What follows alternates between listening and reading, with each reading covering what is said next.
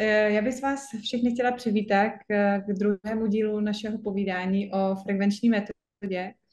Dneska bychom se věnovali kvantové terapii nebo kvantové frekvenční terapii.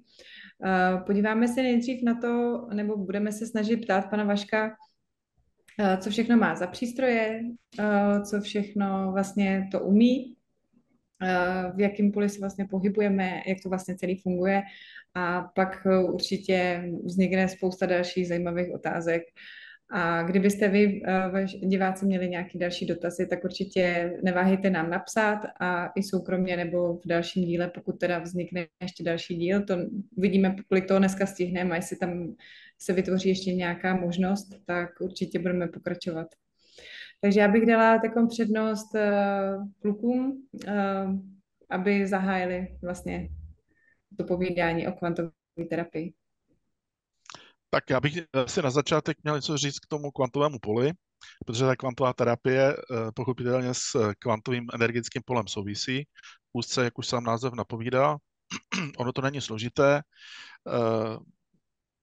Výraz kvantové je hodně populární, protože ono to už se souvisí samozřejmě s kvantovou fyzikou, s částicovou fyzikou, máme kvantovou medicínu, máme nějaké kvantové terapie a nevím co všechno dalšího, ale v podstatě jde o to, že lidský organismus je pochopitelně producentem energie. A velice zjednodušeně řečeno, z nějakých 4/5 orgány, systémy tělesné produkují energii v režimu klasického elektromagnetického pole, což si můžeme prokázat například na měřících nebo diagnostikačních technologií, jako je EKG, elektrokardiograf, nebo jako je EEG, elektroencefalogram a tak dále. Jenomže zhruba z 1/5, a to je extrémně zajímavé, jisté orgány v těle, například šišinka mozková, epifýza, nebo hypofýza, nebo srdce, nebo mozek, to znamená centrální nervová soustava, jsou schopny produkovat energetická kvanta, která dominantně vykazují parametry skalárního typu energie. O čem je skalára, ten skalární typ energie? Jde o to, že když máte elektromagnetické vlnění nebo prostě elektromagnetické pole, tak to elektromagnetické pole kmitá o nějaké frekvenci a frekvence, to by asi řekl Venda, nebo řekne určitě přesněji než já, je tedy nějaký kmit za jednotku času. V tomhle případě tady samozřejmě ta časová rovina hraje velice důležitou roli. Kdežto skalára, když bychom se na to podívali z toho hlediska nějakého takového grafu, tak ona je posunutá ve vektoru o 90 stupňů vůči té časové linii, tomu časovému průběhu, čili ona o té své vlastní frekvenci přetíná tu časovou linii v nulovém čase. To znamená v jednom bodě vždycky v jednom bodě. A ten jeden bod vlastně reprezentuje bod přítomnosti, přítomný stav. Když máme tu časovou linii a jdeme po horizontále, to znamená takto, se to vlní, tak tyto vlny vlastně odpovídají v kontextu s tou časovou osou průběhu elektromagnetické formy energie. Když máme to vlnění takto, ve vektoru těch 90 stupňů, tak nám to vlnění přetne tu časovou osu vždycky v tom jednom bodu. Neplazí se to jakoby nahoru dolů, horizontálně jako had, tedy po té časové ose. Což samozřejmě potom z toho praktického hlediska má poměrně zásadní a velice důležité dopady. Ať už se jedná o nějaké PSI fenomény, to znamená, to je věc psychotroniky, jako je telepatie a podobně, kdy vlastně na jakoukoliv vzdálenost v podstatě v nulovém čase jsme schopni předat informaci, ano, druhému člověku nebo druhým lidem. Tady tento způsob komunikace se testoval i na ryze vědecké rovině, Je možné třeba tady u nás zmínit ještě za dob komunismu pracovišť, takzvanou psychoenergetickou laboratoř pod vedením profesora Rejdáka. Ve Spojených státech se tady tyto testy dělaly dokonce s tím, že byli využiti astronauté na oběžné dráze Země, nebo dokonce v rámci jedné z misí Apollo byl v rámci té mise, nevím už přesně, koliká tato mise byla, kolikáté Apollo to bylo, ale tady ten typ nebo ten druh experimentace byl taky realizován mezi jedním astronautem, myslím, že to byl Collins, teď si nejsem úplně jist, a nějakým pozemním pracovištěm. A teď samozřejmě, tady je důležitá otázka. Informace, aby mohla se přenášet, tak potřebuje nějaký nosič, nějakého nositele, který tu informaci přenese z bodu A do bodu B. V té elektromagnetické formě energie, to je klasický foton, což je částice světla. Ale na té skaláře, když jdeme mimo tu klasickou newtonskou fyziku, tak to není klasický foton, ale takzvaný biofoton anebo superfoton se tomu také říká. Takže já určitě budu mít potom později dotaz, který bude směrovat tady k těm superfotonům a biofotonům. Nicméně se vrátím k tomu kvantovému poli, abych dlouho nemluvil, tak v podstatě to kvantové pole člověka tím, že je propojeno těsně s buněčnou a orgánovou úrovní lidské bytosti, tak jakýkoliv pozitivní, harmonizující, vitalizující vstup do toho kvantového pole je naprosto rozhodující a zásadní a nesmírně účinný. Já bych tomu ještě chtěla něco dodat, nebo spíš asi se doptat, protože zaznělo spousta moudrých slov, ale já bych ještě to chtěla jakoby dovysvětlit, nebo chtěla bych se zeptat, ty skalární vlny, já jsem vždycky slyšela, že jsou to, nebo jakoby to, co se týče toho skalárního prostoru, tak je to vlastně něco, co kmitá nad rychlostí světla. Je to tak? Je to vlastně všechno, co je nad rychlostí světla? Tak samozřejmě klasická mainstreamová věda by s tím měla problém, protože pro ní je rychlost světla jakoby nepropustná zeď. Tam všechno končí a nemůže být nic rychlejší jak světlo. Realita, jak správně říkáš, je ale trošičku ještě jiná. Existují formy, můžeme to nazvat exotických typů energií, které za určitých podmínek a okolností mohou být rychlejší, jak je rychlost světla. A podle mého názoru nebo úhlu pohledu, tak jak já to chápu, do toho patří nebo do té kategorie patří i skalární formy energie. Jo, a ještě bych chtěla možná zmínit, protože mám takový pocit, že to bude hodně souviset s dnešním tématem.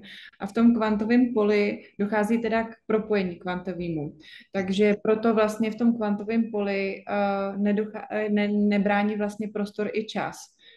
Můžete si k tomu ještě něco říct, aby jsme uvedli to, jak vlastně kvantový přístroje fungují bez toho, aniž by člověk musel být v místnosti?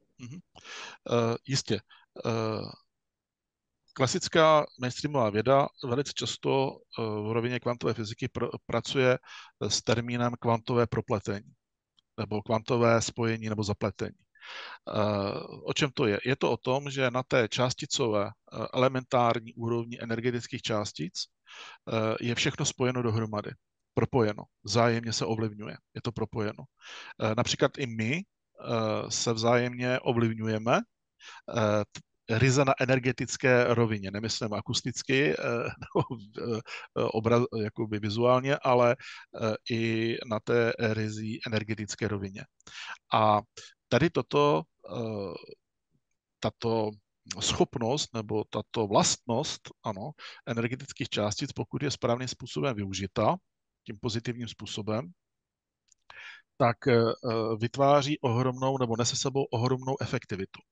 Protože co to znamená? Jestliže já budu působit, jdeme tomu na nějaký bod v organismu nebo na nějaké konkrétní místečko, jedno v organismu, a využiju té kvantové potence, kterou ta technologie určitá konkrétně umožňuje, tak přes to jedno místo jsem schopen automaticky ovlivnit jakékoliv jiný místo na těle. To znamená, že jsem schopen ovlivnit celostně celý organismus.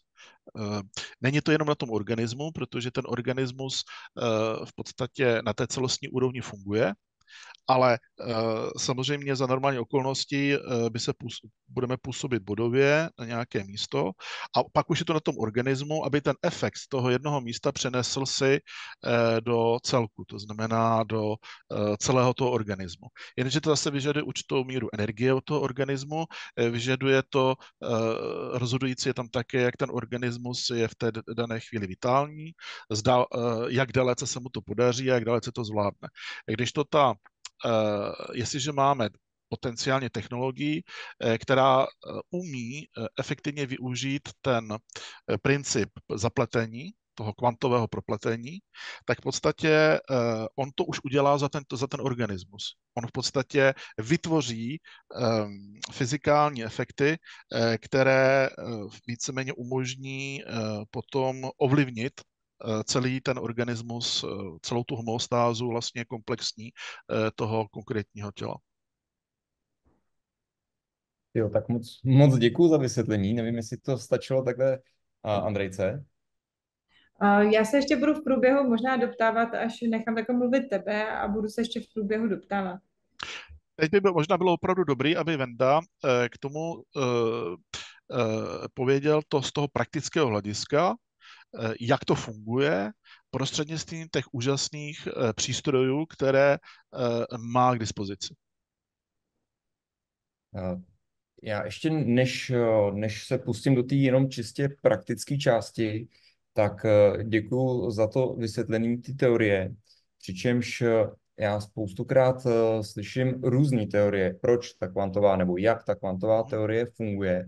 A někdy jdou nám trošku jako proti, někdy nejsem schopen je ověřit, takže potom v tu chvíli se koukám, co jsem schopen ověřit. A my jsme se před vysíláním trochu bavili o nějakým měřících přístrojích, který dokážou skenovat vlastně ten organismus, jak funguje. A já vlastně využívám jakoukoliv diagnostiku, kterou mám k dispozici, ať už svojí nebo prostě někoho, aby mi dal zpětnou vazbu, co se tam vlastně děje. Jo? Je pro mě velice přínosný i lidi, kteří jsou velmi citliví a oni přesně ví, co se děje v těle, organismu. Ať už to cítí, anebo jsou i tací, kteří to dokonce jako vidí na nějaký buněční úrovni, co tam je, anebo jiní, kteří to zase třeba testují virgulem a kyvadlem. Mně je v podstatě jedno, já se chci dostat k nějaký informaci a pak ověřovat, jestli je opakovatelná, jestli je ověřitelná. Takže jakoby ty informace nějakým způsobem sbírám a pak koukám, co jsem schopen uchopit. A jedna z zajímavých věcí bylo právě pro mě to, když jsme testovali ten kvantový přenos úplně obecně na běžných věcech. A to bylo třeba, někdo má, dejme tomu, já tady třeba zrovna nemám, jo, kámen, ale mám tady takovýhle zařízení, to prostě je nepolární magnet. Jo, když to člověk má blízko u sebe, tak to dodává magnetické pole. A v podstatě principem bylo to, že mě zajímalo, když využiju ten přenos, jestli to pocítí i někdo úplně někde jinde. A já na začátku, když mi někdo říkal, jak fungují ty přístroje, tak já, protože jsem velmi pozitivní a otevřený této věci, tak jsem tomu chtěl věřit, ale moje technická hlava nebrala, jak by bylo možné, že by to vůbec fungovalo. To, že jsem byl u sebe doma v posteli, měl jsem nějaký zdravotní problém a léčitel, kamarád, na mě působil na dálku v 6 hodin ráno a já jsem se probudil a bylo po problému a už se to začalo všechno hojit a prostě to, co se dny nehojilo, tak prostě najednou se hojilo. Takže jako já jsem věděl, že lidi mají schopnost působit na dálku. Ale nedovedl jsem si představit, že by to dokázal přístroj, že by to dokázal počítač. A to ta moje hlava prostě nebrala. Do té doby, dokud prostě se na mě neobrátila nějaká paní, která mi volala, já jsem zrovna nezvedal, protože jsem byl doma s dětma, nechtěl jsem, aby se budili. A volal jsem jí v době, kdy ona už ze zoufalství teda běžela do nemocnice. Takže mě požádala o nějakou pomoc. Já jsem říkal, hele, já do Prahy nejedu zrovna, byl víkend, a říkám, tak zkusme teda něco na dálku. A v té době, říkám, jsem ty přístroje měl teprve v krátkou dobu, konkrétně byl to tam ten přístroj v dálce, na to dám blíž, aby to bylo vidět na kameru. Byl to tento přístroj, to je Quantum Harmony. Teď tam zrovna běží program pro mě, tady ukazuju takovýhle papírek. Co je na tom papírku?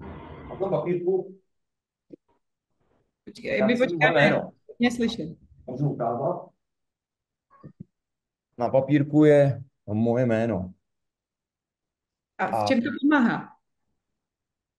To jako, aby věděl ten přístroj, že to má posílat tobě, nebo jak to je? Když mi řekli, že takhle to bude působit na mě, tak ta moje hlava to prostě jako nebrala. Technicky jsem nevěděl, jak by to vůbec bylo možné, že já vložím papírek, nám moje jméno a bude to na mě působit. Takže bylo to jako těžké to uchopit, nicméně říkám, jsem experimentátor a když mi paní volala, byla zoufalá, byla v nemocnici, říkám, tak jo, tak jsem napsal její jméno s myšlenkou teda, že to je ona a pustil jsem jí univerzální program, který si ji nějakým způsobem na dálku naskenoval a na dálku zharmonizoval. Paní měla poměrně prudkou reakci, kdy nejdřív se jí vyvalily nějaký jakoby pocity, které ona načerpala z nějakých 8 nebo 9 operací střev, který absolvovala. Ty potom odešly, jí se ulevilo a druhý den z ní vypadlo klubíčko parazitů a nějaký bílý broučci, nebo brouci paraziti prostě. A tím se jí ulevilo ještě víc. A já když jsem to viděl, říkám, hele, tyjo, možná, že to funguje, pak jsem teda testoval na dalších věcech, na dalších problémech a se čím dál tím víc ukazovalo, že to funguje. A takže jako dobře, řekl jsem, tak přístroj nějak funguje, ale mě zajímalo, jestli to funguje jakoby obecně, ten princip. Takže se stačilo vzít, prostě vždycky mám takovýhle bloček papírů na kanceláři, vezmu si jeden papírek, napíšu tam jméno té osoby a teď už to není klientka, už je to kamarádka, tak ona je velmi citlivá, takže já jsem většinou testoval na ní, takže jsem si napsal na papírek její jméno a když nám přišly infračervený panely, tak tam mají takovouhle žárovku a já jsem zkoušel, jestli, když budu svítit na ten papírek z těch předepsaných nějakých zhruba 30 cm, kde bude napsané to jméno, jestli ona to pocítí. A prostě výsledek byl takový, že ona to fakt pocítila.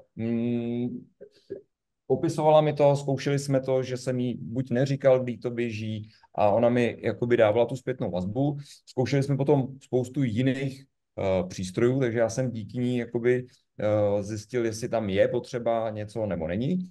Ale co bylo zajímavé, že ta paní v té nemocnici, když se k ní vrátím, že já jsem jí to pustil a pak jsem přece jenom radši jsem jí napsal SMS-ku, její jméno, do SMS-ky si jsem ho napsal správně. A ona mi napsala, že ne, že tam mám jakoby jedno písmenko tam měl špatně. Ale to už měla tu reakci za sebou. To znamená pro mě, a to se mi stalo potom víckrát, že i když jsem jako omylem, jak to řekl, jako pozměnil jméno, udělal chybu. v tom kvantovém poli našlo, protože vlastně ta myšlenka se propojila s tím záměrem. Jo, přesně tak. Prostě i když jsem pokazil to jméno nějakým písmenku, anebo třeba datum narození, tak stejně to došlo k tomu správnému člověku a to mě jako zajímalo. A v podstatě potom jsem měl jeden přístroj, tenhle ten QM terapii, k tomu software do počítače, tohle je jenom hardware. A já jsem to dával na vyzkoušení léčiteli jednoho miliardáře českého, protože jsem chtěl, aby si to koupil a on to testoval jako velmi zodpovědně. Měl asi 10 lidí, kteří měli nějaký akutní problém nebo nějaký zdravotní problém. On jim to pustil a neměl vůbec žádný výsledek. A já, protože jsem věděl, že jsem znal tu technologii, už jsem věděl, jaký jsou u toho výsledky, tak mě překvapilo, jak to, že tam nemělo u těch lidí žádný výsledek. A tak jsem se ho ptal, jak to používal, a on říká, že jim to sice pustil, ale protože umí pracovat s hlavou velmi dobře, tak on si tam dal nulový záměr, to znamená, že tam do toho nevnášel žádný svůj nějakou intenci. A neměl výsledky. A pro mě to bylo na jednu stranu obrovský zklamání, především teda, že nepomohl těm lidem, Ale na druhou stranu jsem pochopil, proč mi tehdy fungoval ten papírek, kde byl třeba nějaká chybka, protože ono tam bylo nějakým způsobem to vědomí, že to je určený této paní.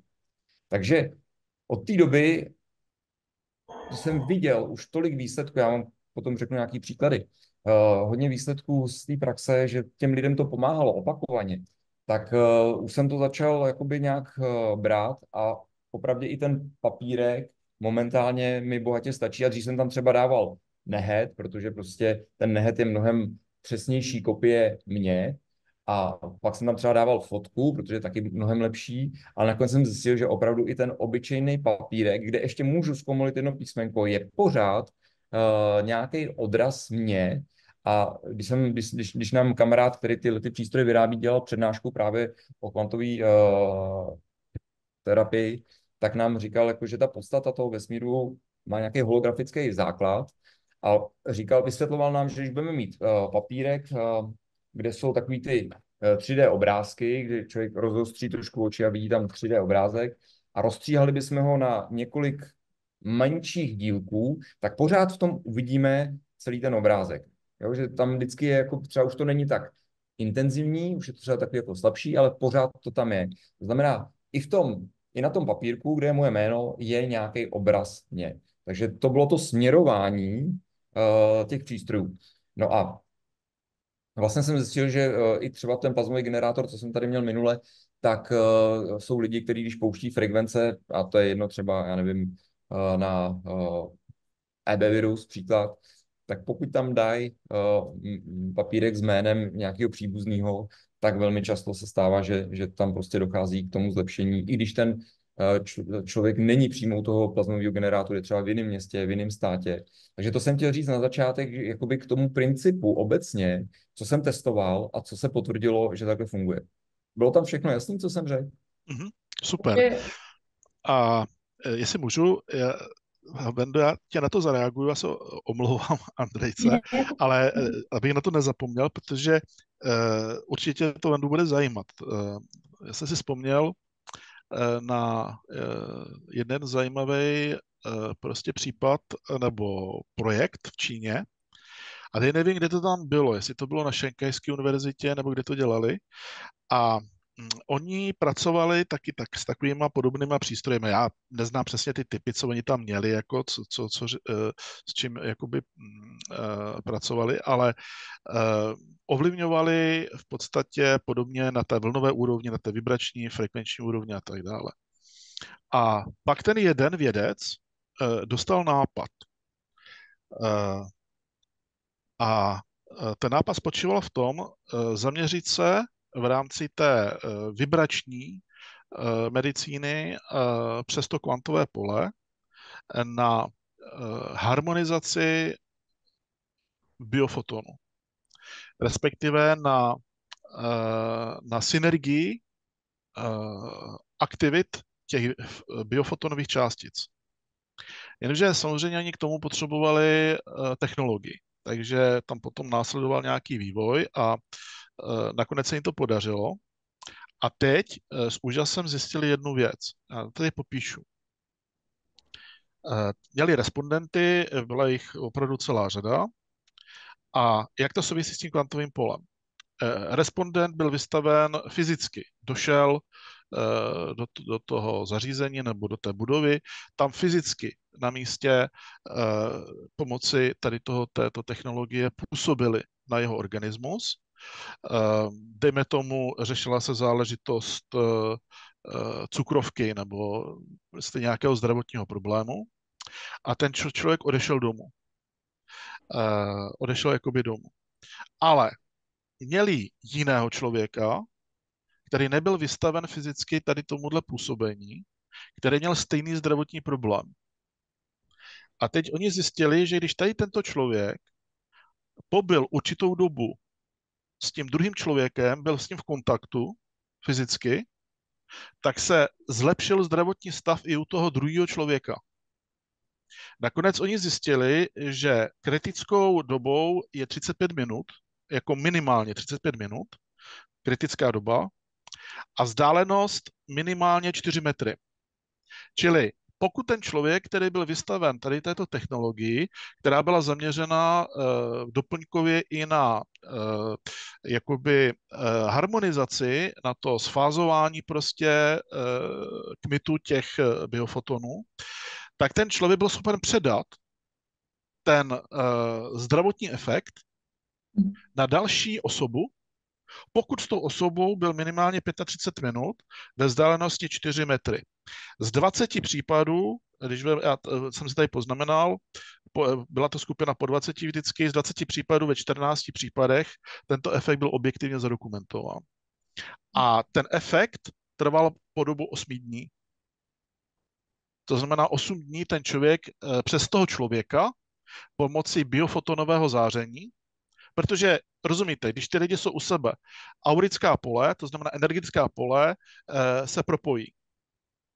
Ano, a biofoton nese informaci. No, taky jako logicky. To biofotonová produkce, která nesla mimo jiné i tu informaci ohledně tu informaci toho zaléčení nebo toho z hlediska působení těch technologií na ten organismus, tak to předala další osobě. A to si myslím, že je hodně zajímavá věc, na kterou možná by bylo dobré také jakoby zaměřit svoji mysl a zkusit to trošičku rozvinout. No, já si myslím, že to vychází z toho, že vlastně energie se mají tendenci vyrovnávat a proto, když lidé se obejmou a obejmou se dostatečně dlouho, tak se jim vlastně synchronizují i tepy srdce. Nebo i ženám, když spolu stráví vlastně víc času, tak se jim i synchronizují vlastně menstruační cykly. Prostě ty energie se mají tendenci vyrovnávat, proto si myslím, že vlastně ten efekt byl na toho člověka, protože s ním trávil vlastně v ten čas jakoby v té bublině. Takže tam docházelo k tomu vyrovnávání a vlastně přijímání toho benefitu toho člověka, který prošel tou kůrou. Takže to si myslím, že asi z tohohle hlediska. A já to vždycky prostě vidím, to kvantové pole, nebo vůbec tak, že prostě v tom hologramu, v tom světě, máme každý jakoby svoji specifickou frekvenci. A jako kdyby naše tělo bylo postavené z čísel nebo z různých jakoby frekvencí, jo. A každý, jak už zdravá buňka, tak i vlastně ten parazit má svoji frekvenci. A proto si myslím, že to jsou schopný ty přístroje taky zaměřit a nějak vyhodnotit. Já jsem se právě chtěla zeptat předtím, jestli ten přístroj, co jsi tam ukazoval, ten QM, ne, jak se říká? Quantum Harmony? Quantum Harmony. Jestli vlastně to má nějaký předurčený programy, anebo jestli to toho člověka naskenuje a podle toho ti vybere ten program, nebo jak to vlastně funguje? Tenhle ten přístroj má oba dva režimy. Více tam teda těch programů přednastavených, kde si člověk může pustit nějaký ten problém, ať už je to třeba nějaká harmonizace, anebo nějaká likvidace třeba těch mikroorganismů. Je to hodně podobný třeba i jako ty programy z plazmového generátoru, ale plus je tam právě ještě třeba čistě harmonizační program, který si načte a harmonizuje to aktuální, co tam teď je. A třeba když harmonizuju člověka, tak ono ho to pořád jako skenuje a pořád si ho to harmonizuje. A když přijde někdo další, tak jeden program dělá tak, že jakoby přijme toho dalšího člověka do toho okruhu a začne harmonizovat i jeho a zároveň je mezi sebou. Takže já třeba takovýhle program hodně používám, když mám přednášky, tak to tam pouštím. Ty lidi jsou zharmonizovaní, jsme všichni tak jako v pohodě. Nicméně pak je tam jiný program, který si třeba jenom načte toho člověka a pak už může přijít, kdo chce a bude to harmonizovat furt toho jednoho člověka. A pak jsou tam teda programy, které dělají něco konkrétního. Takže třeba příklad, když má žena nějaký menstruační problémy, bolesti o menstruaci, tak prostě to může vyzkoušet právě na dálku. Ona je doma, já to můžu pustit u mě v kanceláři, a jí takových 20 minut je takový trošku kartáč, trošku se to může jakoby i zintenzivnit a po 20 minutách úleva a to, co bolelo prostě třeba den, dva, tak po 20 minutách prostě ustává. Jo? Takže jakoby jsou tam i tyhle ty cílený programy, které něco dělají a třeba já osobně si pouštím rekonektivní léčení, protože tam ten program je, ono to dodává energii, dějou se pak ty správné věci, když má člověk energii, takže to je můj nejoblíbenější program. Ale to, co říkal Jarda, tak to ovlivňování mně se velmi často děje. Já když pouštím základní harmonizaci z tohoto přístroje, terapii, tak to je cílený na nějakého konkrétního člověka. A pokud tam je ještě někdo, kdo je na něj navázaný, napojený, citlivý, tak velmi často mi říkají, ale já to cítím taky. Jo? Protože pokud někdo bude prožívat nějaké těžkosti a já jsem na ně citově navázaný, tak to ucítím. Když se mu uleví, no tak to ucítím taky, ale v pozitivním směru. Takže tohle to se opravdu děje. Tohle se opravdu děje. Pro mě bylo zajímavé ty 4 metry, to znamená, jakmile to bylo přes 4 metry, už to bylo tak slabý, že už se to nedělo, tak to děkuju. To je zajímavá informace. Těch 35 minut to je taky pro mě zajímavý. Nicméně ty přístroje, které já používám dřív, úplně v těch začátcích, tam byly ty harmonizace základní třeba jenom 3 minuty. A zajímavý bylo, že třeba už po minutě a půl se lidem ulevilo. Takže příklad. Kamarádka mi psala, že se chce ke mně objednat, ale že teď nemůže, že teď prostě marodí. Já říkám, no tak výborně, pojďme to vyzkoušet na dálku, aspoň si to můžeš vyzkoušet, když ti něco je. Takže jí volám a právě jí říkám, jakoby, co ti je. A ona říká, bolí mě v krku, ale nemohla mluvit, protože to měla na hlasivkách. Já nevím, jestli jsem to neříkal minule, protože to říkám velmi často.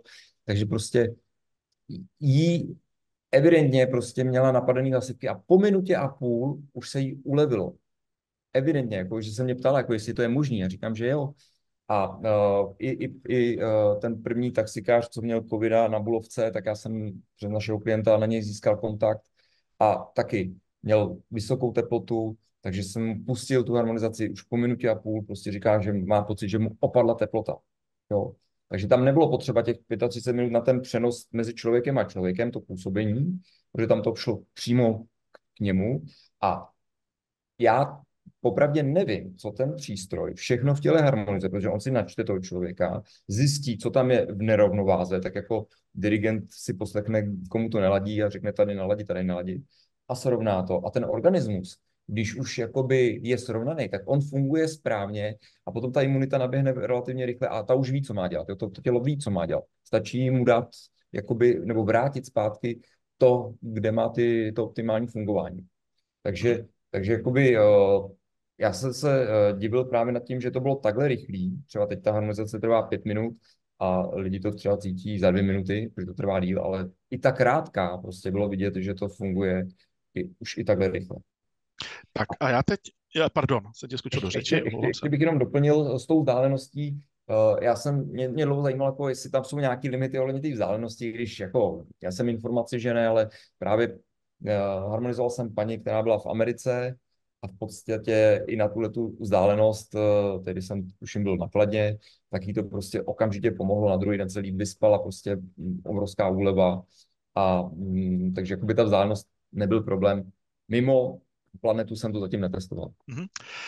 Já se teď vžiju trošičku do naprosto neznalého klienta, potenciálního, a budu mít takový dotaz, jo, ze strany takového potenciálního absolutně neznalého klienta. Tak já vidím zařízení, která má takovou krásný tmavý modrý obal, takový ten indigo, modrá, úžasná, hladivá pro oči a uprostřed tam je něco jako reproduktor, to vypadá opticky, jo, takové jakoby, to je to zařízení, co mají za sebou, jo. A teď se tě zeptám, no a to je fajn, ale teď já jsem neznalý, že jo, toto teď působí to na stovky, tisíce kilometrů daleko, ty bláho, sice nevím jak, ale prostě působí. Co je vevnitř v té krabici? To je magie, prostě tisíce kilometrů daleko, hele, jo, to je šílený, si řekne takový klient. Jak to funguje teda, co tam vevnitř je v té krabici, tam jsou, jaký věci tam jsou vevnitř strčený. Můžeš k tomu něco povědět? Tak konkrétně, jakoby, že bych se v tom rýpal, to ne, ale je tam elektronika. A jak to tam ten můj kamarád Petr poskládal, tak já tím, že nerozumím úplně elektrotechnice, jo, já některé základy znám, ale do hloubky ne, to znamená, stejně bych nebyl schopen, jenom, že se podívám na nějakou základní elektronickou desku, říct, jak to tam vlastně funguje, tak znali. Dobře, tak já se tam ještě jinak, zase z pozice toho klienta, elektronika, mobily, že? Elektronika, počítače, elektronika v mobilu nám umožňuje se vidět a mluvit. Elektronika v počítači to také, plus ještě ukládání dat, že jo, a nějaký výpočetní procesy a podobně. Ale jak ta elektronika v té krabici dokáže v podstatě ten efekt? Tak, a na tohle jsem se ptal právě toho kamaráda, co to vyrábí, a ani po 2hodinové přednášce jsem neměl odpověď, kterou bych mohl předávat svým klientům, aby prostě jsem sám měl jakoby dobrý pocit, že to bylo dobře zodpovězeno. Nicméně potom, když jsem se bavil s výrobcem dalšího kvantového přístroje, konkrétně Oberon, tak ten mi říkal, že vlastně tak jako jsou lidi, kteří dokážou komunikovat s vědomým kamenem. Jo, já mezi ně nepatřím, ale jsou lidi, kteří prostě se cítí na vědomí kamene a nějak si i dokonce snad popovídají. Říkám, já ne. A i když i ten kámen může mít vědomí, tak on říkal, že prostě ten počítač má taky nějaký vědomí. A v podstatě on tam pouze v rámci té komunikace toho softwaru jenom předává informace tomu vědomí toho počítače. Takhle jsem to dostal. Aha. A vlastně je jedno, jestli to je přístroj menší, anebo počítač, jako normálně ten notebook, třeba na kterých provozujeme třeba ten Oberon, tak ale obojí je nějaký počítač a může mít nějaký vědomí. A to jsem si říkal, hele, to by klidně mohlo být, to si představit dovedu, a pokud ten počítač se doptá mýho vědomí, koho tím myslím, a pak komunikuje s tím vědomím toho člověka, který já chci harmonizovat, tak si dovedu představit, jak by to mohlo fungovat. Vypadá to možná tak jako poličtění té techniky, ale já, když jsem to slyšel, tak jsem říkal, hele, to by takhle mohlo fungovat, ale pořád tam mám, hele, třeba ne, třeba je to úplně jinak. Takže jediné, co mi zbylo, o co se opravdu můžu opřít, je vyzkoušet, pozorovat výsledky a na nich aspoň teda jako zjišťovat, jaký jsou možnosti těch technologií, na co všechno se to dá použít. Čili komunikace mezi organickou a anorganickou formou vědomí. Tak.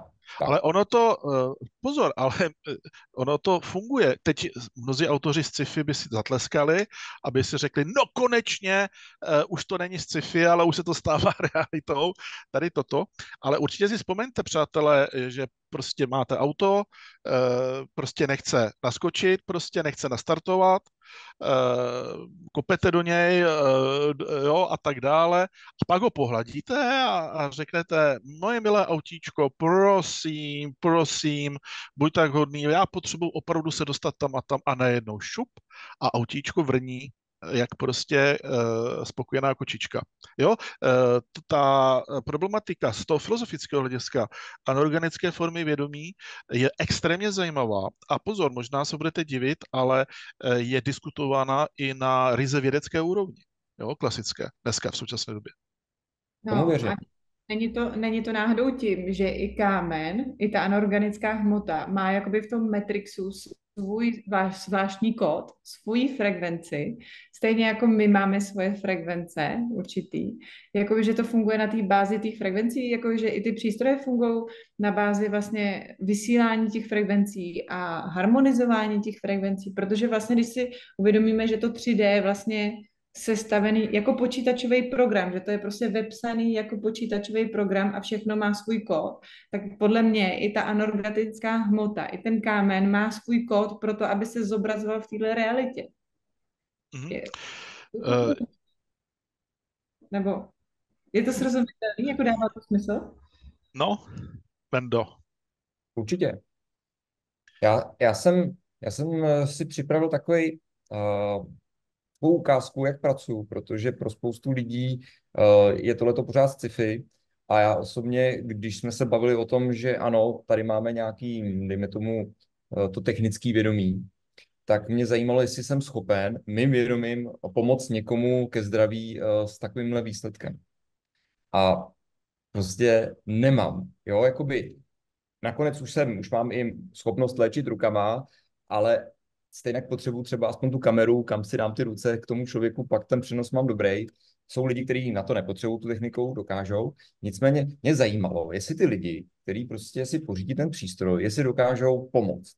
A paní si prostě pořídila přístroj, měla nějaký nemocný psy a během prostě prvního použití se ty psy zlepšily.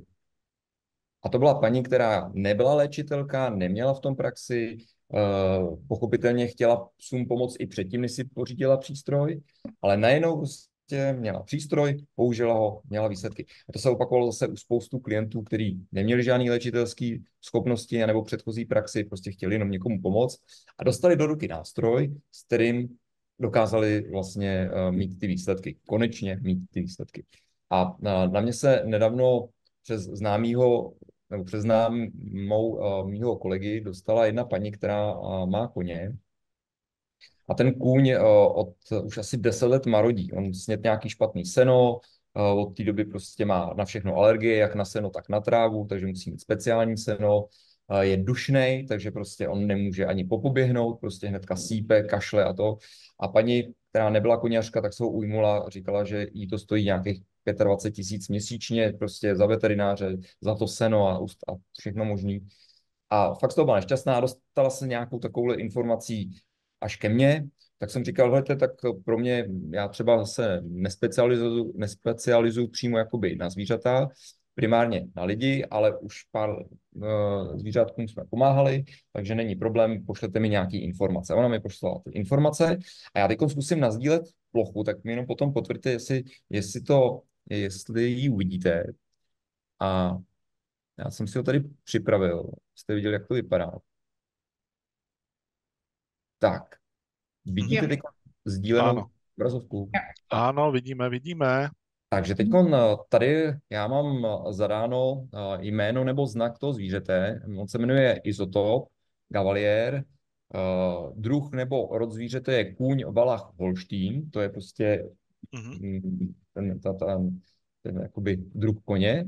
A dokonce jsme i zjistili datum narození. Pokud bych ho nevěděl, dal bych nějaký nejbližší, protože zase říkám, stejně by si to našlo. Můžu si tam dávat do nějaký poznámky, ale většinou mi tohle stačí, jméno, příjmení, datum narození většinou až. Já si potom tady zvolím nějaký detail, ať už hlavu, krk, ruce nebo hrudník. Já jsem si testoval mockrát kinesiologickým testem, čím mám začínat. Začínám hrudníkem, ale já už jsem tomu koni hrudník skenoval asi 3krát. Můžeme se potom podívat, kolikrát to tam mám zaznamenaný. Takže dneska budu dělat břicho, protože tam je v podstatě nejvíc parazitů. Jo, nejvíc problémů bývá v břiše. Takže teď momentálně kliknu na břicho, dám sken. Ten přístroj se ho teď naskenuje s tím, že já teď nesedím u toho přístroje, jsem připojený na dálku a kůň je někde ve Středočeském kraji, já jsem v Praze. Tak, máme to naskenovaný, tady nám vyběhly nějaký frekvence, které jsou celkově pro tělo, jinak tyhle ty 2 frekvence, to jsou frekvence zrovna parazitů, tyhleta taky. A tady jsou taky parazit. To už zase to už vím z hlavy, některé frekvence. Pak mu to doporučilo program Detox a program relaxace. Třeba tady zajímavý, když si jedni lidi koupili Quantum Harmony pro koně na Slovensku a pouštěli jim program relaxace, tak ten kůň prostě usnul ve stoje, jo. A ne, že by se to normálně nemohlo stát, ale prostě tam se to pravidelně stávalo, když prostě pouštěli ten program. Tak to bylo velice zajímavý. A ta paní, o který jsem se zmiňoval s těma psama, tak ta zase říkala, ta mi posílala fotku, jak prostě psi leželi na zádech, nohy nahoru, bylo to velmi srandovní. A říkala, jako, že už je sice viděla v minulosti, takhle to mělo, ale zrovna ne moc často. A zrovna při tomhle programu to takhle měla. Že ty nejseš uspávač hadů, ale uspávač koní. No, v podstatě to nebyla úplně moje práce, ale nějak se k tomu dopomohl. Tak a teďkon, tady existuje takový jakoby program, já si to tady odkliknu, že tam dám dvojnásobný čas a spustím tu harmonizaci. Jo, tady mi to teď napíše, jak dlouho to bude trvat. Tak, přibližně 9 minut, takže zhruba 2x5 minut po sobě. Já jsem tam dal 2 kola. Takže teď už mu běží harmonizace a při této harmonizaci lidi už většinou cítí takový jako pocit brnění, chvění nebo tepla. Tak a teď ještě, abych ho nějak dál posunul, tak mu ještě tady dám jeden program na harmonizaci, ještě navíc, který ale proběhne až potom, co poběží ty frekvence na mikroorganismy a až proběhne ten detox. A teď to přehodím do dalšího přístroje, přes tohleto tlačítko FQT generátor, nevím, jestli tam je vidět od vás. teď se mi otevře vlastně software pro jiný přístroj. Tady už mám ty frekvence, co mi to načetlo, pak poběží ten detox, pak poběží ten harmonizace, která vlastně znovu si ho načte a ještě zjistí, co tam je po tom všem, co Ano, proběhlo, co tam ještě zůstalo za problém, až to zharmonizuje a teprve nakonec mu poběží relaxace. Takže poběží to dohromady 2 hodiny 45 minut. Já mu to teď takhle taky spustím, takže teď už mu běží jedna harmonizace a zároveň už ty frekvence. A tímhletím způsobem já jsem schopen nějakým pomoct tomu koni. A teďkon se vrátím k tomu, jaký byl vývoj, jo, protože já jsem mu to pouštěl tehdy večer, jsme se s paní bavili po telefonu, takže jsem mu to pustil večer, druhý den ona ho nemohla otestovat, protože, já nevím, buď bylo vedro, nebo prostě něco jí do toho skočilo, takže to testovala snad až za 2 nebo za 3 dny a říkala, že prostě popoběh a nezadýchal se, což už byl pokrok. paráda. Nicméně pak teď jsem zjistil, že vlastně nevím, kolikrát jsem ho harmonizoval, jestli 2krát nebo 3krát. Nicméně po těch asi zhruba 2 harmonizacích už jsem tam nic nedělal a ona mi volala asi za týden, že fakt je to lepší, že i druhá paní, která na tom koni chtěla jezdit, tak viděla, že tam jde, že už může nejen chodit, ale že může i popoběhnout. A někdy včera předevčírem jsme si zase volali, aniž bych ho dál harmonizoval, a říkala, že ten kůň uběhl kilometr svalem a nezadýchal se. A to nedokázal už 10 let. Mhm. To je Jo. vlastně fajn, že jak je to u těch zvířat, že vlastně u lidí tak máš takový ten pořád věc, že ty lidi si to můžou, já nevím, jak se tomu říká, ten efekt. Omlouvat, placebo efekt.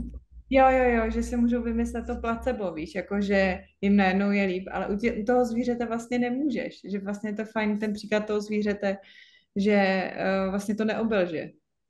No, to je pravda. Ano, to je pravda. No A ale teď mě jako s tím relaxačním programem, tak jsem si teď představil, jak ta paní nějaká pojede na koníkovi, ty ho zrovna začneš relaxovat a on ji vytuhne někde v chůzi, na tom na louce a ona s tím nehne, protože bude spát, jako jo, takže to je jako takhle, docela humorní, no.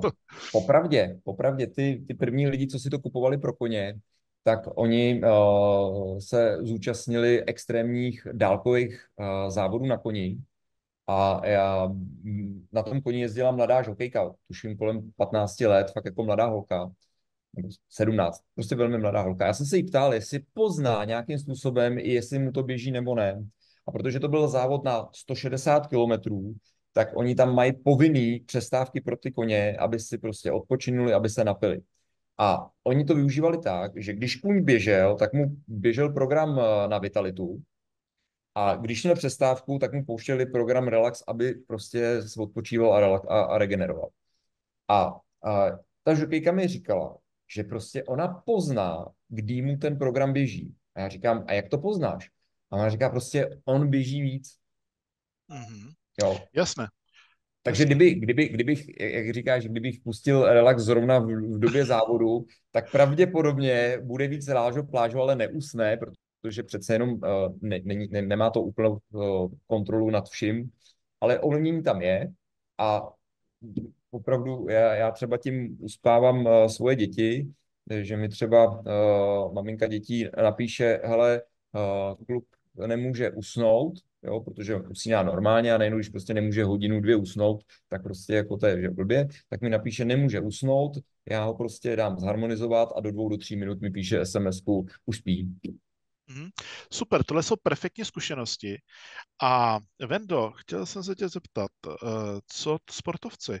Bude olympiáda a tady technologie Blue, teď jsem zapomněl to zbytek toho názvu, a víme, o jakou technologii se jedná. Nemáš nějakou zkušenost i tímhle směrem, co se týče sportovců, výkon jejich, vitalita, těsně před třeba nějakým závodem a tak podobně? Tak já osobně jsem to hodně testoval na sobě, protože sportuju, takže když vím a chci opravdu třeba nějaký výkon, tak si to tam pouštím. Nicméně spoustu sportovců nebo většina sportovců to ještě jakoby nezná a neměl jsem tu příležitost to třeba testovat na vrcholových sportovcích. Ano. což mě jako i mrzí. Na druhou stranu v tom úplně vrcholovém sportu tam prostě se používá jakýkoliv doping, který je dostupný a který projde. A já si myslím, že tohle je jakoby tady jedna z nejčistších forem, kdy vlastně ty Právě, lidi musí ano. do sebe cpát nějakou chemii a i tak to zlepšuje. A i kdyby se nepoužíval ten program na tu vitalitu, který je sám o sobě úžasný, už při tom výkonu, při tom závodě, nebo koncentrace při nějakým, dejme tomu, třeba když by někdo hrál šachy, tak si pustí prostě program učení a bude mít lepší koncentraci. Ale už jenom v té regeneraci. Jo, protože sportovci většinou nemají Ano, problém zabrat a mít tam ten výkon, ano. ale většinou mají problém potom s tou Regenerovat, koncentrací, ano, aby ano. rychle regenerovali, nabrali energii a pak zase mohli dát ten výkon. Takže tam si myslím, že je obrovský prostor pro to, aby třeba se jim zlepšilo spaní, aby se jim zlepšila regenerace i během dne. Jo. Těch možností je tam spoustu. Takže třeba někdy v budoucnosti se možná, a to já bych byl velice rád, kdybychom se dočkali spolupráce za Peru s třeba Českým atletickým svazem. To by bylo úplně super. Jako. Ale je fakt, že tady hodně hraje roli, jak asi sám velice dobře víš, lidský faktor a hlavně, nechci říkat ani tak přesvědčit, protože nemá cenu někoho přesvědčovat na sílu, ale v podstatě vytvořit tak silný inspirativní pole, aby kolikrát ty materialisticky zaměřený prostě jedinci a skupiny lidí to začali nějak akceptovat a zkusili aspoň zkusili, protože tady jde vždycky o tu zkušenost osobní, že to fakt funguje, že ten efekt tam opravdu naskakuje. Určitě ano, ale já jsem dřív měl prostě potřebu to ukázat všem a aby to všichni používali, protože to je takhle skvělý. A dneska jsem zjistil, že lidi je vlastně i skvělý to, že to používají právě ty novátoři, nebo ty lidi, kteří jsou trošku otevřený, a nebo ty lidi, prostě, kteří se k tomu nějakým způsobem obklikou dostanou. A ty mají tu výhodu, že ty to používají mezi prvníma a jsou zase ty, kteří to jakoby dál šíří. Takže mě už to jako netrápí, že to nepoužívají všichni. A opak si myslím, že to je skvělá jakoby konkurenční výhoda, když Mm-hmm. třeba v tom sportu. A v podstatě ty lidi, kteří se k tomu mají dostat, tak se dostávají. Jasné, Takže dobrý. určitě.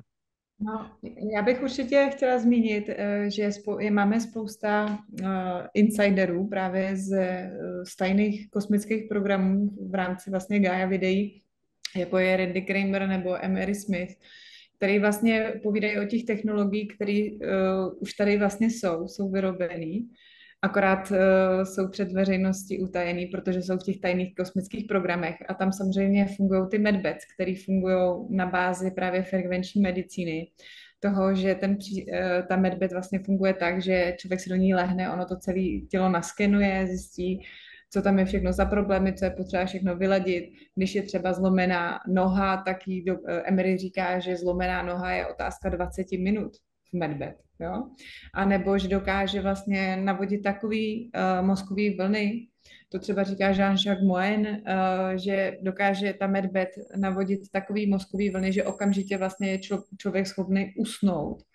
A během pouhých, já nevím, třeba 2 hodin má celých 8 hodin spánku. Jo. Takže já si myslím, že stejně tím směrem se ta medicína bude ubírat a ať to zní teď jako science fiction, tak do budoucna, tak je to prostě v určitých kruzích už je to realita a je to prostě fyzika. Je to fyzika jenom, která ještě není popsaná, která nás teprve čeká. A já tam vidím jako velkou devízu do budoucna a moc bych si přála, aby právě lidi ten princip pochopili a aby se na něj připravili a i ho vyžadovali, protože tím, že ho budou lidi vyžadovat, budou o něm vědět, tak se o to dřív dostane mezi nás všechny. Takže já jsem moc ráda, že ten rozhovor vzniknul a doufám, že vlastně ta frekvenční medicína dostane příležitost i do budoucna, aby se dál rozšiřovala. Přesně tak. Já ani nevím, kolik máme hodin, jak už dlouho natáčíme. Tak, já myslím, že máme ještě 20 minut. No tak to máme času spoustu. Jenom k tomu medved, taková čerstvá informace jsou do okolností, co mám, že Indie byla vybrána jako země nebo národ, kde bude pro zbytek světa existovat budou existovat školící centra při vybraných univerzitách. Ale v současné době se řeší a realizuje mechanismus, jak celý ten proces nastavit, aby nebyl zneužit mocenským systémem a aby nebyl zneužit komerčně. To je extrémně důležité, protože podmínkou k užívání a sériové výrobě medBed, tady u nás, na této planetě, jedna z podmínek je, že bude přístupná každému. Tak to bych si moc přál. A Jo. takový výsledky, jako že zlomená noha je za 20 minut spravená, tak to bych si taky přál. Jasně. Zatím opravdu neumíme, moc bych si to přál. A to zneužívání, tak i takhle se mě občas klienti ptají, no a když to teda umíte používat jakoby harmonizačně, tak to by šlo asi i používat i negativním způsobem. Říkám, jako, že určitě by to šlo a tajné složky americké vlády a soukromí nějaký agentury, jsem přesvědčený a víme informace, že to mají a zneužívají to.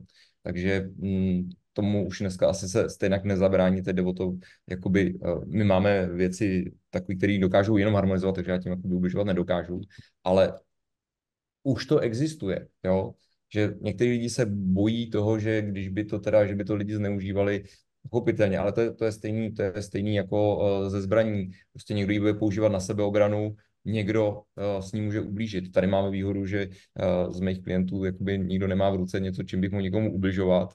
A v podstatě i bych řekl, že se to dostává do ruky právě lidem, kteří jsou celkem jako sluníčkoví, pohodoví. A ty, kteří jsou temňáci, tak ty už jsou v těch agenturách a můžou používat tyhle ty věci. Zneužít se dá všechno. Zneužít se dá všechno. No, přesně tak. Takže spíš teď zase koukat na to, kde se to dá naopak nasadit pozitivně. A když si vezmu třeba zase příklad toho koně, kde paní 10 let se snaží po různých jako veterinářích, stojí to spoustu peněz, kůň nemůže běhat, přitom to byl závodní kůň, ten miluje prostě běhání. A najednou mi zavolala a za jedno večerní sezení ten kůň se prostě spravil, takže takhle ho nepamatuje už 10 let. Tak tam já vidím ty benefity a tak tohleto bych mohl vyprávět o x případech u lidí, kdy prostě měli prolomený covid, prostě ty paraziti se tam prostě vyrojili a oni najednou měli problémy s dýcháním, kolabovalo kdeco a za nějakých prostě 1 noc až 3 noci, když jsme to pouštěli 3krát po sobě, se ty lidi začali zlepšovat.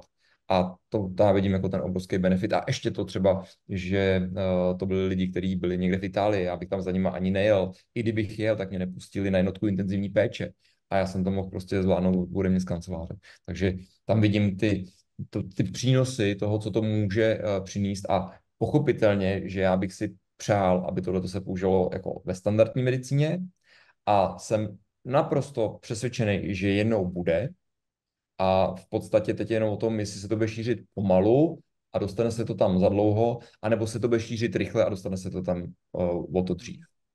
Václave, prosím tě pěkně, chtěl jsem tě zeptat, tady ten Blue 3 tečky, to je jediné zařízení, které pracuje na kvantové bázi, nebo těch technologií máš k dispozici více? Mám jich více, dokonce já mám tady nějaký, třeba zase ukážu na stránkách, kdy to jsou věci, které už mám k dispozici, ale pochopitelně testoval jsem toho mnohem víc. Na některé přístroje nebyly peníze, takže bych i rád pořídil nějaký další mašinky a hračičky. Nicméně už s tím, co teď tady mám, v podstatě si vystačím na drtivou většinu problémů. Říkám, spravit nohu za 20 minut, aby byla srostlá, to teda jako neumím, ale zkusím teď teda zase nazdílet plochu a ukázat nějaký další přístroje. Dokonce se teď připravil i video, který není dlouhý, jenom se podívám, jestli tady, jo, tak teď doufám, že bude sdíleno, tak sdílíme. Zkusím zvětšit. Je vidět obrázek? Jo, krásně. Jestli vidíte obrázek střev, tak to sdílíme. Ano. Přičemž tohle je obrázek z přístroje Oberon Quantum a vlastně takhle vypadá sken střev. Přičemž zase pro mě na začátku bylo dost nepředstavitelné, že by to skenovalo správně a potom čím díl jsem pozoroval to, co lidi hlásí a i to, co nehlásili, že jim to nejdřív naměřilo, já jsem jim to řekl a oni mi potvrdili, že opravdu tam mají problém, tak tady je prostě úžasná věc, že tady i graficky vidím, kde tam nějaký problém je.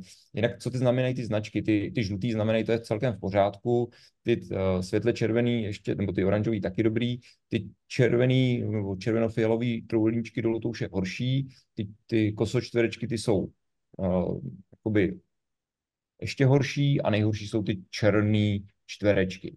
A v podstatě je zatím nějaký buď zánět, nebo patogen, nebo nějaká abnormalita prostě toho organismu, toho třeba té tkáně. A ten přístroj to dokáže načíst a zase do nějaké míry zharmonizovat na to, aby se to tam zlepšilo.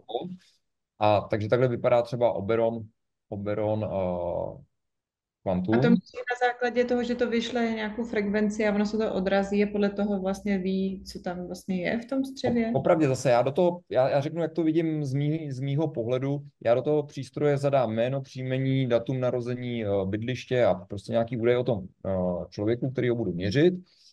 On si to naskenuje a zobrazí teda graficky, kde je nějaký problém. A potom v podstatě, když dám harmonizaci, tak on ty největší problémy dá opravit.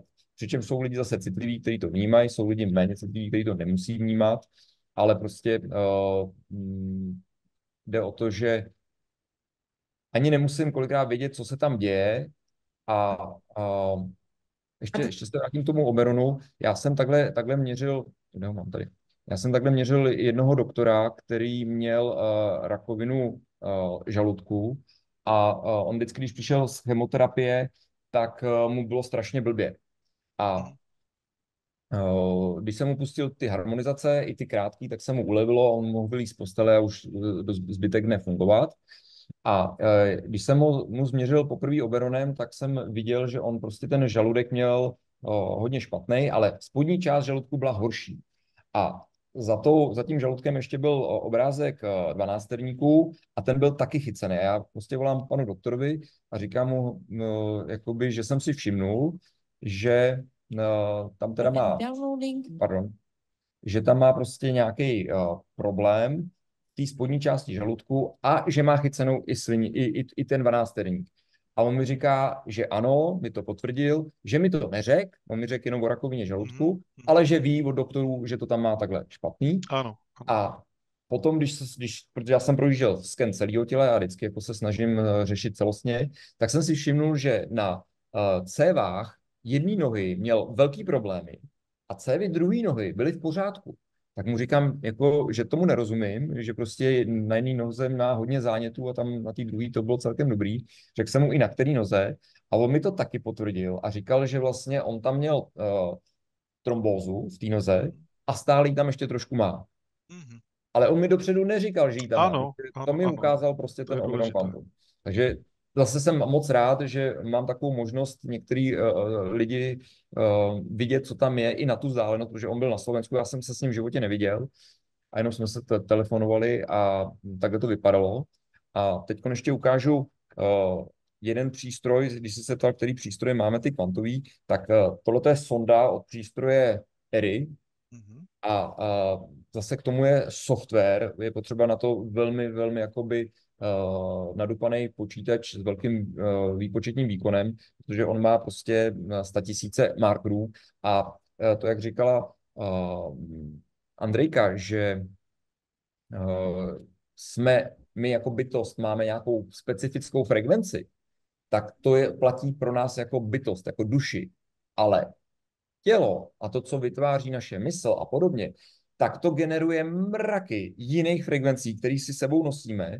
A třeba mě velmi často u klientů vychází nějaké nastavení od rodičů. Třeba nastavení nemají mě rádi. To znamená, dítě je ještě mrňavý. Rodiče prostě zrovna na něj nemají náladu, tak mu třeba něco udělají ošklivého a to dítě to jakoby vnímá, jako že ho nemají rádi. A uloží se ta frekvence prostě někam do toho organismu a on už je dospělej a on pořád vysílá frekvenci nemají mě rádi. To byl i můj případ. Jo, to byl i můj případ.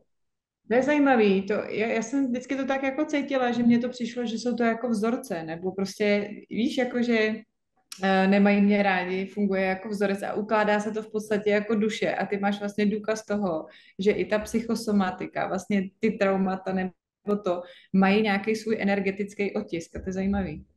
Jo, a ten energetický otisk je měřitelný. A ta sonda, když to používám s klientem, tak já to takhle vždycky musím zabalit do papírku. To znamená, takhle obalím prostě papírovým papírkem, ubrouskem. A ona se, ta sonda toho člověka ani nedotkne, protože ona měří elektrický pole toho člověka. Mhm. Jenže výrobce nám tvrdil, nebo neříkal nám to, že se to dá používat na dálku. Já jsem se potkal s lidmi, kteří ten přístroj používali ještě v předchozích generacích a ty mi potvrdili, takový starý pardálové, že prostě to používají i na dálku. Takže já jsem potom to několikrát vyzkoušel Ano. a 2 ženám jsem zlepšil zrak po nějakém poranění, kdy je to bolelo třeba prostě, jednu paní to bolelo asi 2-3 dny a jenom tímhletou harmonizací na dálku prostě jí to po půl hodině přestalo bolet. A teď ještě ukážu teda to video, jestli tam bude pro ty lidi trošku názorný, jak se to vypadá při tom skenování, protože v podstatě já tomu člověku dám do ruky nebo tu sondu, případně mu ji dám kamkoliv jinam na tělo a ten přístroj skenuje ty informace. A tady to trošku jako graficky, nevím, jestli bude slyšet zvuk, tak ho můžu i stlumit. Tak jakoby tady to ukazuje, jak to skenuje ty informace a ten přístroj dokáže na základě těch signálů rozpoznat, co je co a má databázi třeba těch emocí a vlastně dokáže poznat, který ten signál patří k nějaký té emoci. Nemáme obrázek, ale Nemáme obrázek. Aha, nevidíte, jo. to je dost důležitá věc. Moment. Já jsem myslel, že screen obrázku jde. Tak. Moment. Píše nám to, že to zahájilo sdílení, ale nezahájilo. Aha. Tak. Jo, tady bylo to nějak pouznutý. Nevím proč. Já to vypnu a zklepnu to znovu. Ty nám teď ukážeš, jaký máš emoce, jo? Ne, tohle to je obecný video, takže to není přímo jakoby můj sken. Jinak bych vám to klidně ukázal. Teď už vidíte? Jaj.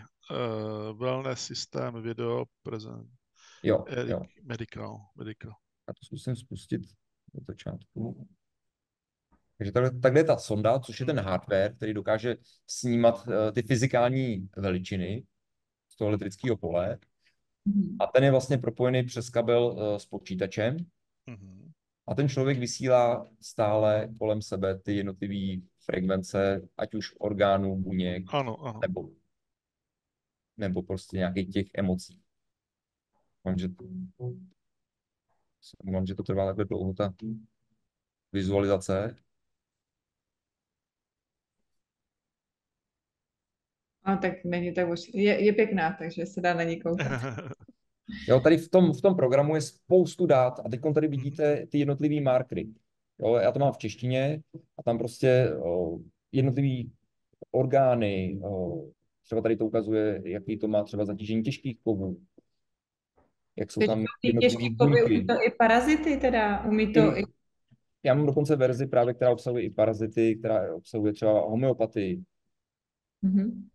A dělá to teda i tu psychosomatiku. Jo, teď už to ukazovalo tu kompenzaci, tak to vypadá uvnitř. Tak jak jsi se ptal, jak to vypadá uvnitř, tak takhle to vypadá uvnitř. A v podstatě teď tam probíhá ta kompenzace, kdy vlastně zase z té sondy zpátky jde signál, který opravuje ten signál, který je tam nefunkční, na to, aby se to zharmonizovalo.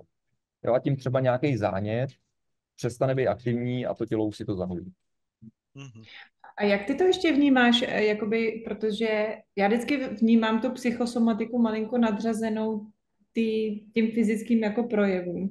Že tím myslím, jakoby, že když se pracuje na tom zdraví jako z toho mentálního hlediska, tak potom i to na tom fyzickém, na té fyzické úrovni to jakoby funguje. A naopak, když právě máš nějakou emoci nespracovanou, tak se to odrazí na tom fyzickém. Ale když tak jako koukám, tak mně přijde, že vlastně můžeš, že to je jako spojená nádoba, to fyzický a to psychický. A že když pracuješ na tom fyzickém, tak vlastně můžeš zpětně opravovat i tu psychiku. Vnímáš to stejně, nebo jak to vnímáš? Ano a ne. Ano v tom, že je to přesně tak, jak jsi řekla, s tím, že většinou je někdy nějaký problém, ať na té energetické úrovni nebo psychický, pak se to začne projevovat do těla, to tělo začne vibrovat jinou vibrací, v tu chvíli se tam osídlí ty mikroorganismy mnohem snadněji a v tu chvíli tam začne degradace té tkáně. A pokud já budu likvidovat třeba jenom ty parazity, tak ulevím, ale furt je tam ten problém, který tam pořád nechává vibrovat tu tkáň ve špatné energii a pořád se to tam bude osídlovat zpětně těma mikroorganismy. Když to opravím tady, tak pak je otázka, jestli to bohatě stačí na to, aby to tělo vypudilo ty mikroorganismy, anebo už tam není ta podmínka, že by to tam špatně vibrovalo, ale furt tam ještě fyzicky ten mikroorganismus a musí se dát pryč. Ale opravdu se děje to, že i když jsou tam někde záněty a hodně dobře se opraví ta psychika nebo ta energetika, tak ty paraziti velmi často jdou do ústraní a není potřeba na ně už potom cíleně působit. Ale pokud bych to tady neopravil, tu psychiku, psychosomatiku, tak to bude mít většinou tendenci se vracet. Takže ano. A v tom kvantovém poli, tam je to ještě na té, jakoby řekl, ještě jemnější úrovni, když to děláme v tom kvantovém poli. A v podstatě, když má třeba někdo velký parazity, tak třeba kvantově mi to přijde, že to je slabší, než když to použiju elektromagneticky anebo elektricky, ty frekvence. Ale třeba na viry, na bakterie, tak tam to kvantový je úplně jako dostačující, dostatečně silný, dostatečně rychlý výsledek. Jo? Ale na velký parazity tam mně přijde, že to chce prostě něco razantnějšího. Jestli můžu, protože už se chýlíme asi k závěru. Ano. Krásně je vidět ten posun světla, protože v Čechách koukám, ještě máte světilko a já už se tady na Moravě nořím do příšeří pomalinku. Takže ono nám ten závěr bude vycházet tak akorát, abych vám tady ve finále úplně nezmizel z obrazovky.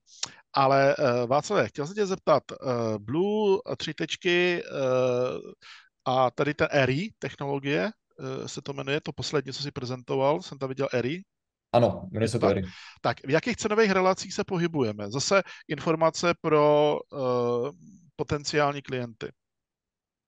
Tak, jakoby, když se dívám třeba na tohleto QM terapii, tak to je cena 88 000. A když jsme harmonizovali toho koně, tak já jsem to tam potom přehazoval ještě na jiný přístroj. Ano. To je FQT generátor, který vlastně je obdoba toho Quantum Harmony, akorát, že se to dá používat řízení s počítačem, protože tady bych to musel dávat přes kartu a je to složitý a každý program bych musel pouštět zvlášť, to tam to mám najednou. Tenhle ten přístroj stojí 136 000, ten FQT generátor taky, ale dohromady to spolupracuje a já vlastně to dokážu jedním stisknutím přenést do druhého a dalším stisknutím pustit na 4,5 hodiny, jak jsme viděli. Takže to šetří práci. A ta ERI? A ERI, tam jsou různý moduly. Máme anti-aging, který je teď asi jenom pár let starý a ten je v podstatě nejlevnější, kolem 300 000. A zrovna minulý týden tady byla paní, která už to znala delší dobu a už má doma přístroje tak asi minimálně za 1 000 000. Takže ta si byla koupit právě tohleto ERI, tu nejvyšší verzi i s těma parazitama a homeopatí. Prostě to je plná databáze. Tak to stojí nějakých 1 300 000. 1 300 000. Zabezpečujete i třeba školení? Nebo zaškolení, jako když by někdo chtěl opravdu projít nějakým fundovaným prostě procesem výcviku nebo školení na tom zařízení? V podstatě u všech přístrojů vždycky vysvětlíme, jak to používat. Většinou to školím já. Pokud je to něco pokročilejšího, tak to nechávám jakoby na lidech, kteří mají certifikace na některých z těch přístrojů, když já tu certifikaci ještě nemám. Ale většinou se to děje tak, že jako nejdřív ukážeme úplný základ, aby lidi už mohli něco dělat.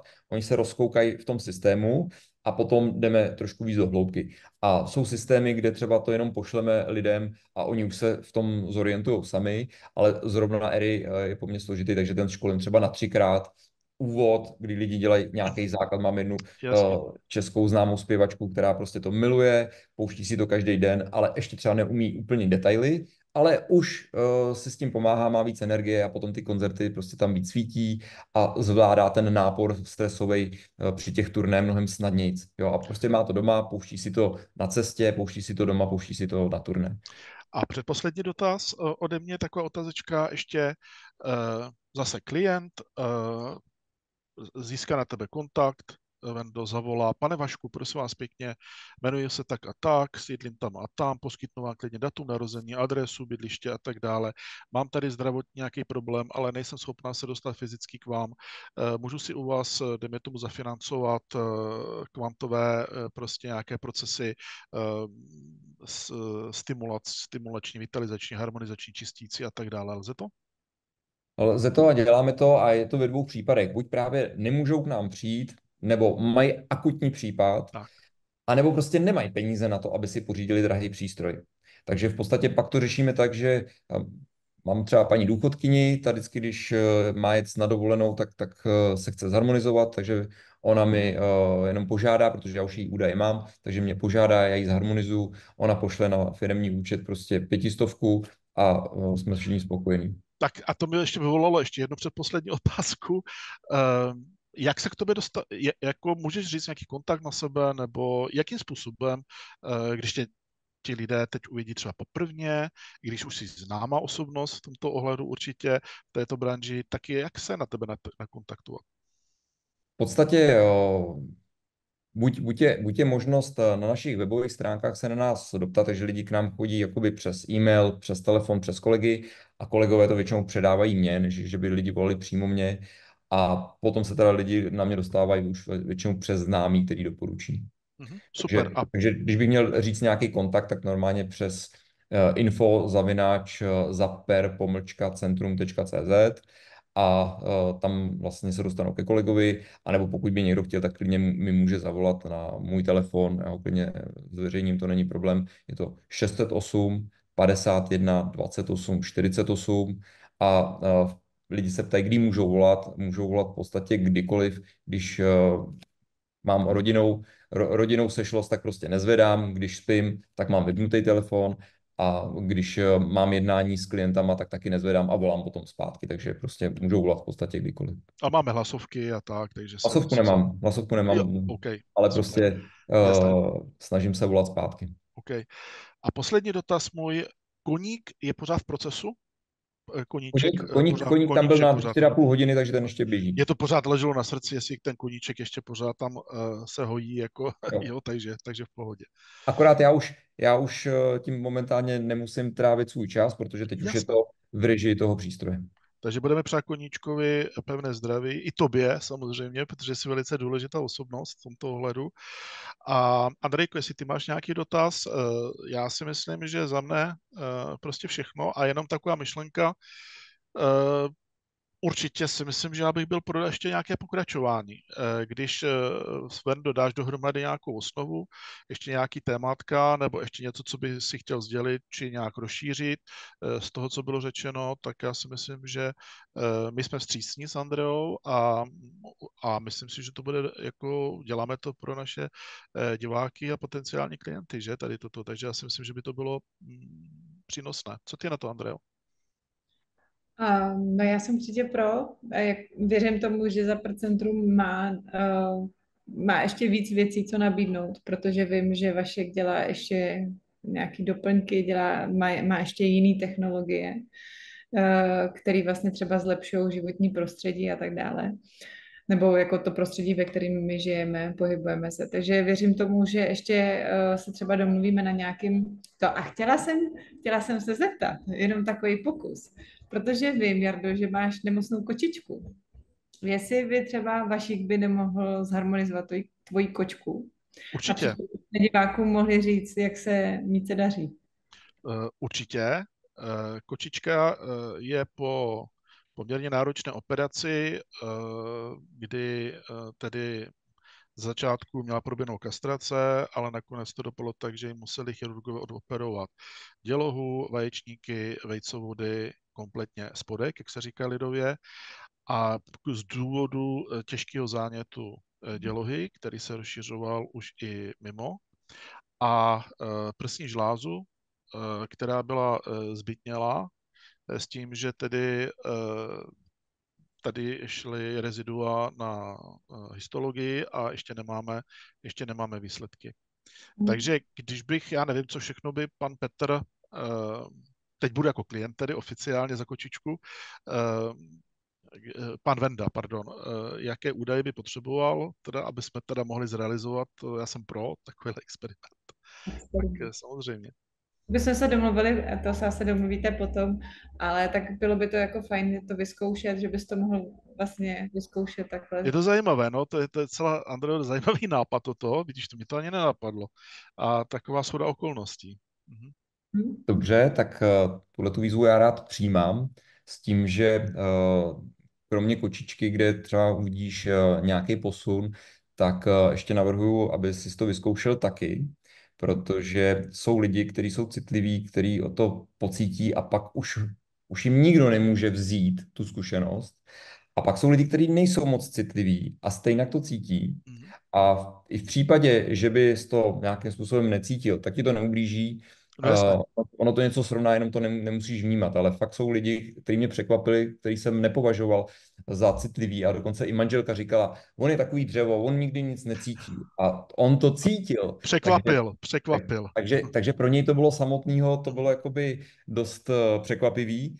No a co se týká toho pokračování, tak já budu určitě rád, děkuji vůbec i za to dnešní sdílení těch technologií, protože říkám, já jsem si nemyslel, že budu někdy se specializovat na kvantové harmonizace a protože bylo to mimo můj představivost.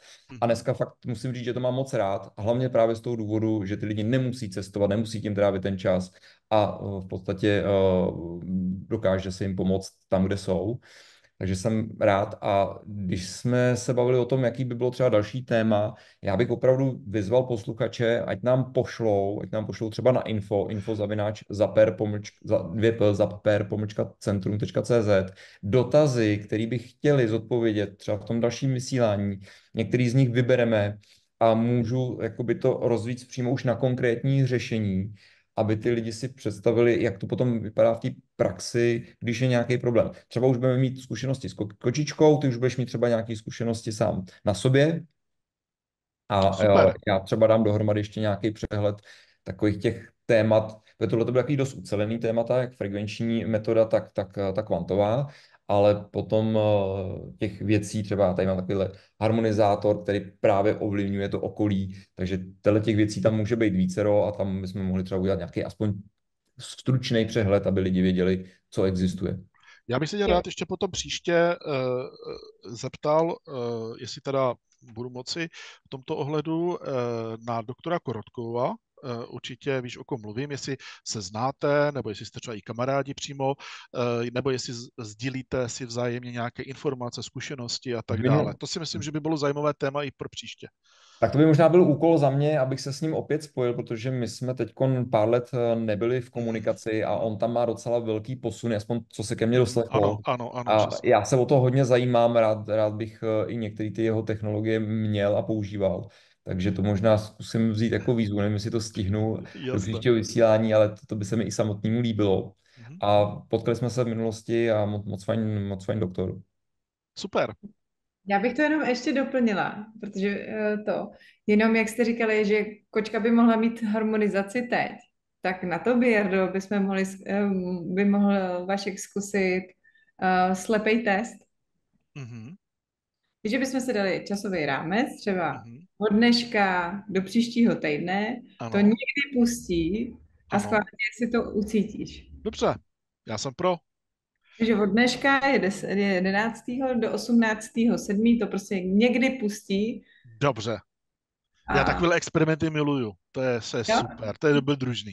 To je paráda. Jdu do toho. Tak, já teda k tomu mám trošku výtku. Já to velmi rád testuju i tohleto. A zrovna nedávno se to u jednoho kolegy povedlo, že přesně věděl, že to je něco extra.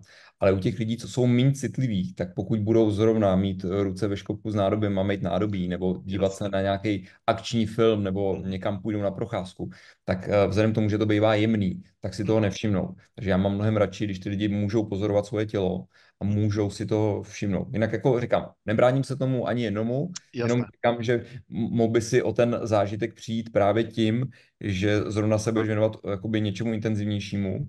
A to první většinou bývá silnější, protože většinou, když jsou tam třeba smrsklý kapiláry a otevřou se, tak člověk Rozumím. má to brnění, jak se tam, Ano, ano, ano. jak tam jde ta krev, jo. Ale když už to je třeba po druhý, to tělo už většinou není tak stažený, tak třeba ten efekt už není tak silný. Takže je to na tobě, volba bude na tobě, jestli to chceš vědět, kdy to pouštíme, nebo nevědět, je to na tobě.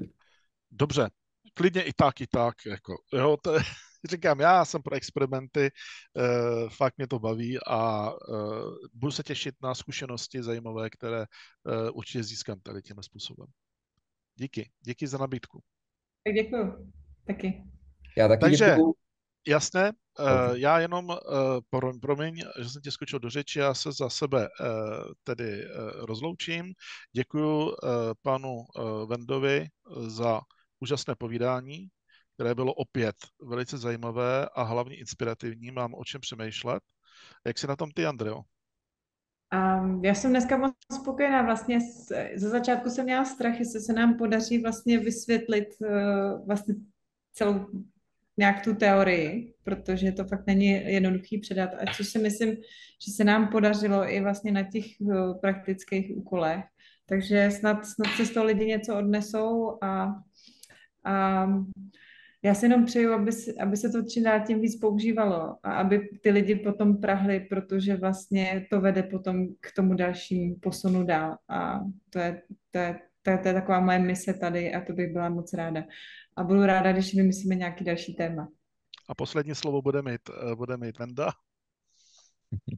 Tak děkuju ještě jednou.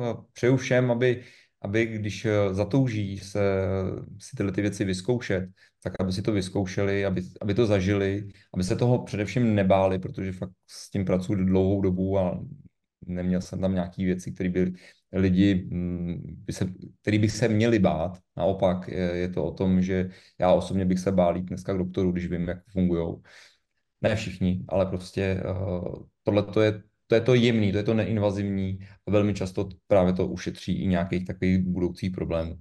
Takže je to na nich, já vám ještě jednou děkuji a ještě bych chtěl popřát, ať jsme všichni zdraví a Tak, veselí a přesně. máme ty výkony, jak ty sportovci. Tak, super. Díky moc, Vendo. Tak jo. Díky. Ahoj. Ahoj.